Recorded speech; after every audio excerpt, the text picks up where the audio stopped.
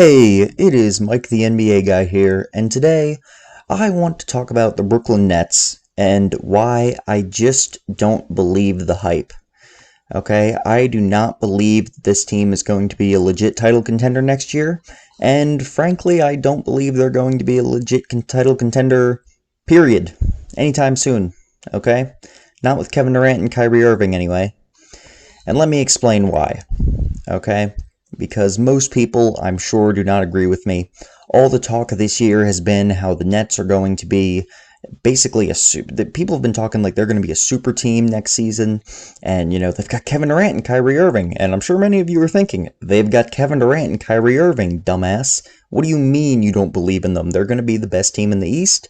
They're probably going to the NBA Finals. They're probably going to go up against the Lakers, who I also don't believe are going to make the finals next year. Okay, everyone thinks the Nets are going to be freaking amazing next season, and I don't buy it. All right, so looking at their roster this year, frankly, I was impressed with how they were in the bubble with just random backups and like freaking G League players on 10-day contracts in the bubble, but they got swept by the Raptors, as they absolutely should have been because they're missing their whole starting five. Okay, they had nobody on this team. But this year, Kyrie Irving was pretty good in the games he played, an efficient 27 points. That's exactly what you expect from him. That's exactly what I expect from him next season, too. Somewhere very close to that, right around 27 points. Spencer Dinwiddie definitely might be traded because he averaged about 21 points a game, also pretty efficient. But the thing is, and also looking at the stats right now, I've been thinking for a while, and other Sixers fans have also been thinking that we should absolutely go, we being the Sixers, should go after Spencer Dinwiddie for Josh Richardson. And looking at the fact that he only shoots 31% from three, I am changing my mind on that. 31% from three on 6 attempts a game is not good percentage. Not at all. So I no longer want Spencer Dinwiddie. I really thought he shot better than that, and I think everyone is with me. I think everybody else also thought he shot better than that, but he does not. He is not a very good three-point shooter. Okay, and I know that's ignoring context, but wow, I don't want a dude who only shoots 31% from three, okay? We have plenty of those on our roster already. This team, they got Joe Harris, who's basically J.J. Redick, but slightly better on defense and slightly worse on offense. Okay, Karis LeVert has borderline all-star potential one day in the league. He kind of reminds me of a CJ McCollum type. I feel like he's a worse CJ McCollum right now, and he's very young. He's not very young. He's only 25, but he's got potential. He is looking like a big trade piece. Jared Allen, only 21. He averaged 11 points a game. He was very efficient. Who knows if he's ever going to work on his three-point shot. He did not make a single three-pointer this season. Okay, so it's probably not going to happen now that I think about it. But he is only 21, so it's totally possible. But if you asked people 10 years ago if Brook Lopez was going to be shooting three-pointers one day, they all would have said no too. All right, I got some random other guys. Timothy Lou Cabarrot was all right. DeAndre Jordan is going to be on this roster for the next several years because freaking Katie and Kyrie are morons and they wanted him on the team. All right, Tyler Johnson, Garrett Temple. Just a lot of I feel like I went over all the important people at this point. They don't really have any young prospects who are looking great.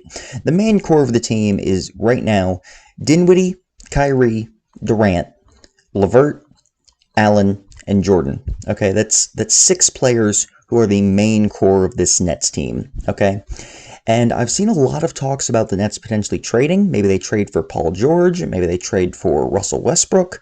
Maybe they trade for somebody else. Okay, and I don't see it happening.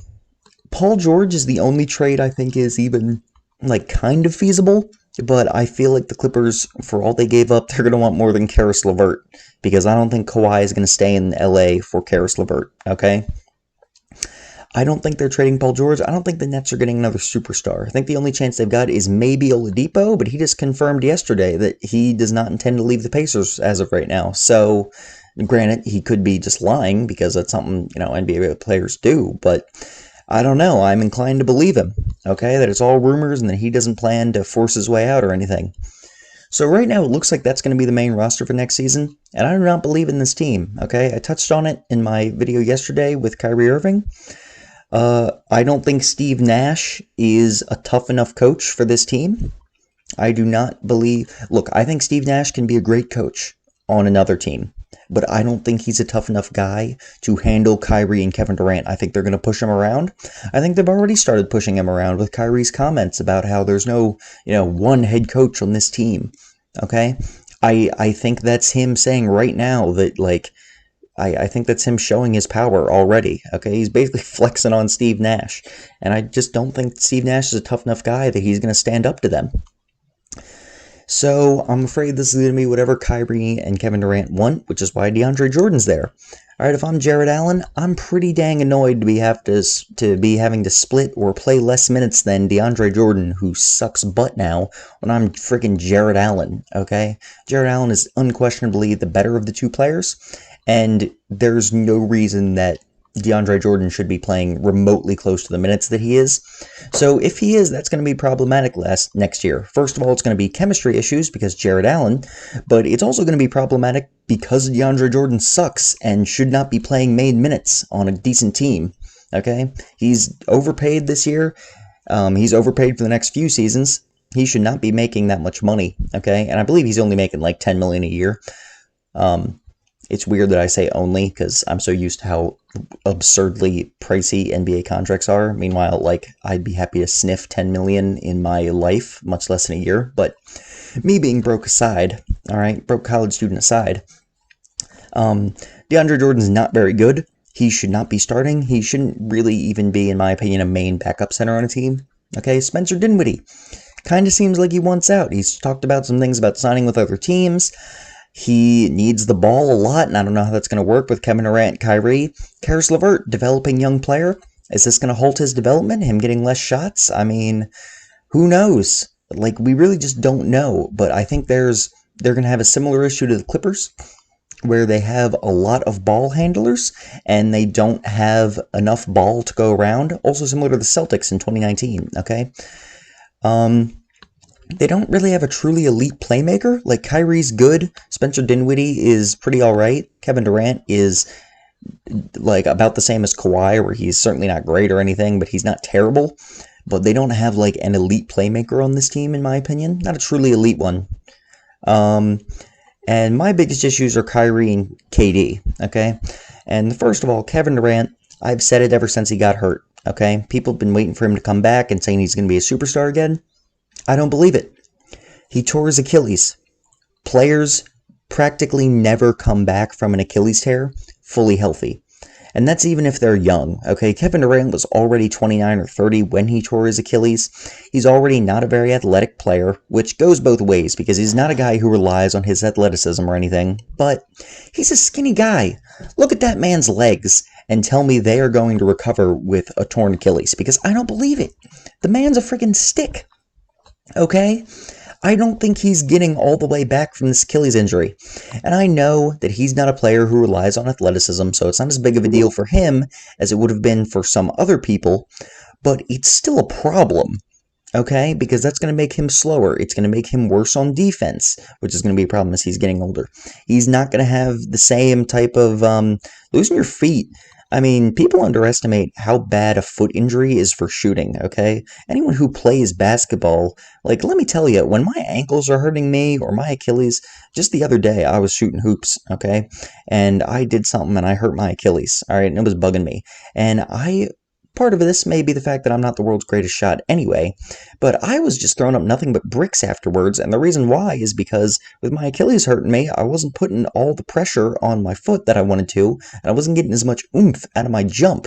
So Kevin Durant, if his legs are not as strong as they used to be, is either going to have to work on his jump shot to get it back to where it was, or more likely, in my opinion, he's just not going to be quite as good of a shooter, especially late in games if he's already been playing 30 minutes and his legs are tired. You know, I just don't think he's going to be as good as he used to be on either end. The biggest issue for him, is defense. I don't think he is going to be a great defensive player anymore. There was a lot of stuff before where he was actually becoming a pretty good defender on the Warriors, and I think that's gone now. I think the best you can hope for is him to be an average defender and just rely on his size more than his athleticism. And I think there's going to be chemistry issues with him and Kyrie, because Kyrie seems to get chemistry issues from everybody. And I think Kyrie Irving, going into this, assumed and everyone's assuming Kevin Durant's going to be the star on this, right? And Kyrie Irving's thought was it didn't work with him being the main star player, so he's going to be the quote-unquote secondary option on this team, but realistically, I think in Kyrie's mind is that he's going to be getting equal touches to KD, and they're going to be treated as equals in points and touches and stuff, even though KD would be slightly better. If Kevin Durant comes back and he is not better than Kyrie Irving, there's going to be problems. Let me tell you, or even if he's just as good as Kyrie Irving, okay, but they're the same, he's not, if KD is not clearly the better player, I think there's going to be issues between the two of them with chemistry. I really do. I think Kyrie Irving's going to complain that Kevin Durant's getting more touches than him, and I do not think it is going to be a good look. Okay, I think they're going to start chemistry issues. They're both going to want the ball more than the other one. And this whole team's just going to fall apart. I do not believe in this team. They've got too many players who, in my opinion, are bad locker room guys, okay? And Kevin Durant and Kyrie Irving, I don't think either of them is a great locker room presence, especially Kyrie Irving, which I went over in my last video. Honestly, I could see even other guys like Spencer Dinwiddie. I mentioned DeAndre Jordan and Jarrett Allen. I think they could have some issues with minutes. Okay, I just don't believe in this team, and I think even if everything goes perfectly, if Kevin Durant comes back at 90%, okay, so assuming 90% of Kevin Durant, he's still like the 4th or 5th best player in the NBA, still a legit superstar. Kyrie is the best season of his career so far, which is totally possible, and he isn't, an efficient 27, 28 points a game again, and he's like a borderline top 10 player in the NBA. Everything goes great. I still don't think they're making the finals because the East is tough as hell, okay? The Sixers are going to be better next season, and a lot of people don't believe that. I believe that. They're going to be better next season. The Heat aren't going anywhere. The Bucks with Giannis are not going anywhere, okay? Nobody on this Brooklyn Nets team is stopping Giannis. He's going to barrel through friggin' injured Kevin Durant and Kyrie Irving. Jarrett Allen's the only person who might stand a chance, and he's not enough on his own, okay? The Celtics are going to get better. The Pacers are going to get better. The Raptors are still going to be very good. This team is not going to just be barreling out of the East, okay? It's not going to happen. I do not see this team making it out of the second round, and at the very best, I see them maybe making the conference finals and then getting beaten by whoever the other team is, okay? I don't see this team being more than a 4th seed next year, and I do not see them making it out of the second round. Alright, that's my thoughts on this team. I think they're overrated, and I just don't think they're as good as everyone else thinks they're going to be. So this was a longer video than I normally make. I apologize for that. I definitely did some more rambling at the start of it than I intended to. If you watched all the way through and you're still here, thank you so much for watching and listening. Kyrie, my guy, again, I said it in the last video. I'm sorry I'm shitting all over your team, okay? I feel bad, but look, man, I don't believe in them. And trust me, you don't have to worry too much about me getting it back because people shit on the Sixers 24/7. So I'm aware how it feels, which maybe makes it worse than I'm doing this to you. But I am sorry, man, okay? Anybody else who's still here, thank you so much for watching my video. If you enjoyed this, please like, please subscribe, and please check out some of the other videos on my channel. Thank you.